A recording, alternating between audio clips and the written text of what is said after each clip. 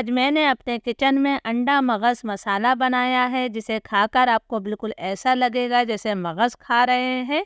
तो चलिए देख लेते हैं कि इसे किस तरह बनाया जाता है। अस्सलामुअलैकुम, मेरा नाम है शाहीन और मैं अपने किचन में आप सबको खुश आमदीद कहती हूँ। आज मैं अपने किचन में चटपटा अंडा मगज़ मसाला बना रही हूँ।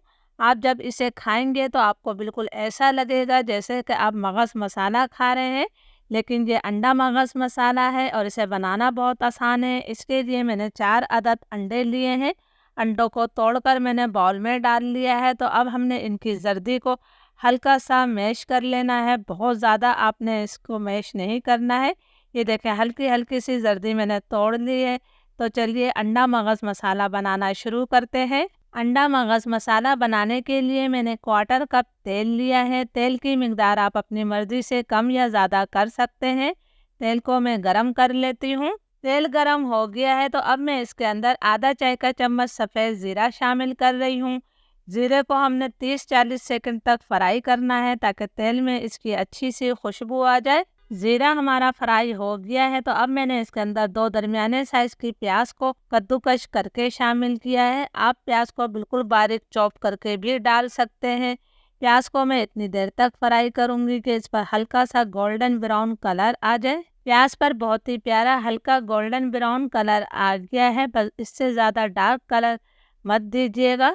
अब हमने इसके अंदर 1 खाने का चम्मच भरकर अदरक लहसुन का पेस्ट शामिल कर दिया है। अदरक लहसुन को भी मैं 1.5-2 मिनट तक भून लेती हूँ ताकि इसका कच्चापन ख़त्म हो जाए। अदरक लहसुन हमारा अच्छी तरह से भून गया है तो अब फ्लेम में बिल्कुल लो कर रही हूँ।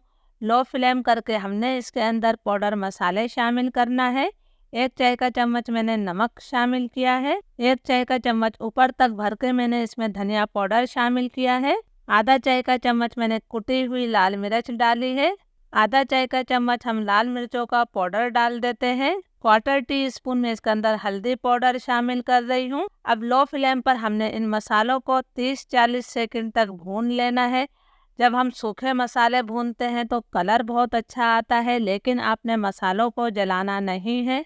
लो फ्लेम पर 40 सेकंड तक मैंने मसालों की भुनाई कर ली है। तो अब मैं इसके अंदर 2 दरमियाने साइज़ के टमाटरों को कद्दूकश करके शामिल कर रही हूँ। कद्दूकश करने का फ़ायदा ये होता है कि टमाटर का छिलका भी अलग हो जाता है, वरना आप इसका पेस्ट बनाकर भी डाल सकते हैं या फिर टमाटरों को छोटे टुकड़ों में काट कर भी शामिल किया जा सकता है। हमने अब टमाटर की अच्छी तरह से भुनाई करनी है, तो पहले मैं इसके अंदर थोड़ा सा पानी शामिल करूंगी ताकि मसाला हमारा अच्छी तरह से भुन जाए। तो अब मैं लो टू मीडियम फ्लेम पर इस मसाले की 3-4 मिनट तक भुनाई करूंगी। जितना अच्छा आप मसाला भूनेंगे उतना ही मज़ेदार आपका सालन तैयार होगा। मसाले की मैंने बहुत अच्छी तरह से भुनाई कर ली है। तेल इससे अलग हो गया है और मसाला हमारा बिल्कुल दानेदार हो गया है। तो अब मैं इसके अंदर कुछ और चीज़ें शामिल करूंगी जिससे इसका जायका बढ़ जाएगा। क्वार्टर टी स्पून मैंने गरम मसाला पाउडर शामिल किया है। आधा चाय का चम्मच मैंने कुटी हुई काली मिर्च डाली है। इसके साथ ही 1 चाय का चम्मच मैं इसके अंदर कसूरी मेथी को हाथों से अच्छी तरह से मसल कर डाल रही हूँ। इस तरह इसकी बहुत अच्छी खुशबू निकल कर आएगी।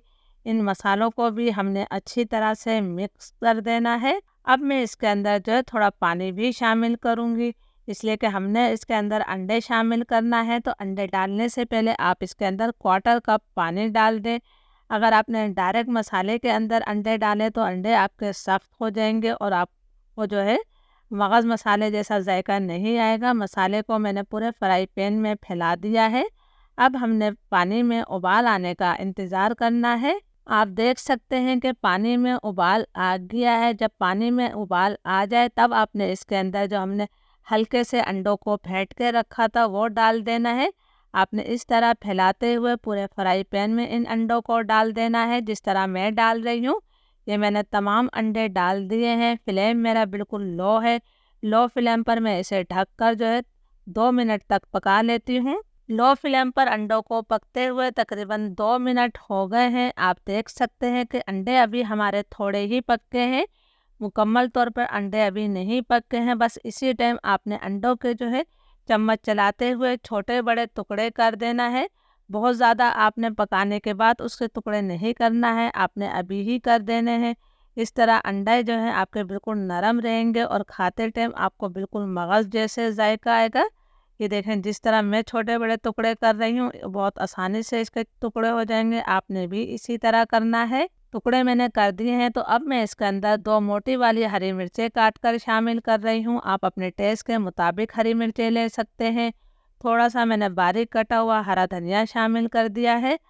हम इसे मज़ीद 2 मिनट तक और पकाएंगे, लेकिन आपने इसे ढककर नहीं पकाना है वरना अंडे सख्त हो जाएंगे।